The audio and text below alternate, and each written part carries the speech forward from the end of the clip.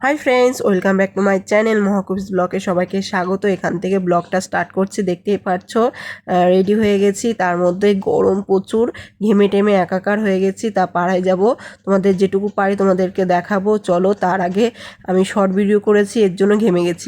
এখন একটু পাড়ায় যাব মনির জন্য। দেখো কেক কিনেছি, নিয়ে রেখে দিয়েছি। তা ওকে একটু দিয়ে আসবো, ও পাড়ায় রয়েছে ও ঠাম্মার সাথে।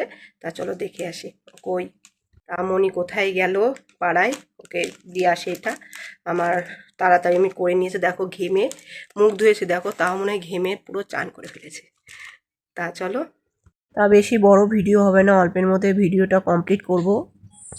চলো একটু পাড়াটা ঘুরিয়ে দেখাই তোমাদেরকে। দেখো ওইদিকে কালো মেঘ হয়েছে, ওইদিকেও হালকা লাগছে, কিন্তু রোদের একটা জিলিক আছে, এর জন্য ওই সাইডটা দেখা যাচ্ছে না, এই সাইডে সামনে দেখা যাচ্ছে। চলো দেখাই। দেখো আকাশে কি মেঘ হয়েছে, ভালোই মেঘ হয়েছে, বৃষ্টি বোধহয় নামবে। তার মধ্যে দেখো কি সুন্দর লাগছে এখানে, গরু বাছুর, গ্রামের পরিবেশটা খুবই সুন্দর।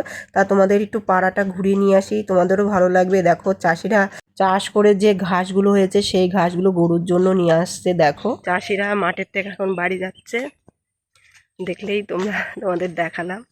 তা চলো, মনি এখন কোথায় গেছে। আর ধারে কলা গাছ পুরো রাস্তার ধারে প্রচুর গাছপালা ভর্তি। মা নিয়ে আসলে এদের বাড়িতেই নিয়ে আসে, কেননা এদের বাড়িতে দেখো ছাগল, মুরগি, হাঁস সব কিছুই পাওয়া যায়। এখানে এখানে সবাই বসে রয়েছে, হাতের কাজ করছে, কেননা হাতের বাটি তোমাদের একবার ভিডিওতে দেখিয়েছিলাম, তোমাদের আবার ভালো করে দেখিয়ে দেবো। দেখো বসে রয়েছে, গরম প্রচুর গরম, ঘেমে টেমে একাকার। আর এই দেখো প্রচুর পাট কাটি, দেখতেই পাচ্ছ এখান থেকে পাটগুলো আছে সেগুলো নিয়ে পাটের দড়ি বানায়। আর এই দেখো হাঁসগুলো দেখাচ্ছি তোমাদেরকে, হাঁস, মুরগি, গরু, বাছুর, ছাগল সবই এদের বাড়িতে আছে, এর জন্য এদের বাড়িতে মনি আসে, এগুলো দেখতে পারে এর জন্য।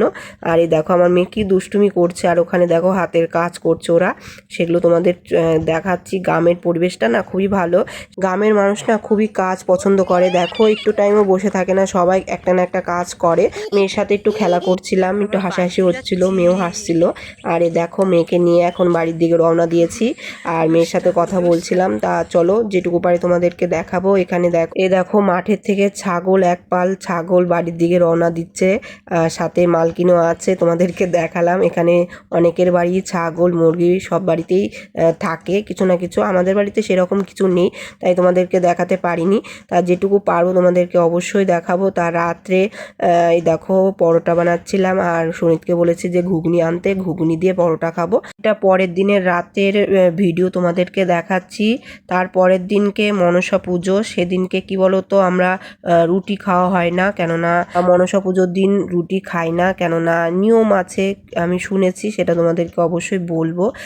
দেখো পরোটা ভাজছি, কেমন লাগছে দেখো, তার সাথে ঘুগনি খেতে তো দারুণ লাগবে, জিভে জল আনার মতন খাবার রান্না করছি। পরোটা খেতে সবাই ভালোবাসে, ঘুগনি তার সাথে খেতে ভালো লাগে না বলো কার? আমার তো খুবই ভালো লাগে। তোমাদেরকে বলছি কেন আমরা রুটি খাই না মনসা পুজোর দিন, কেননা ওই দিনকে মনসা পুজো, আর মনসা পুজোর বলতেই হলো সাপ, এর জন্য রুটি যেই রকম ফোলে আর রুটি খেলে সাপও সেরকম ফুলবে, এর জন্যই রুটি সেদিনকে খাওয়া হয় না।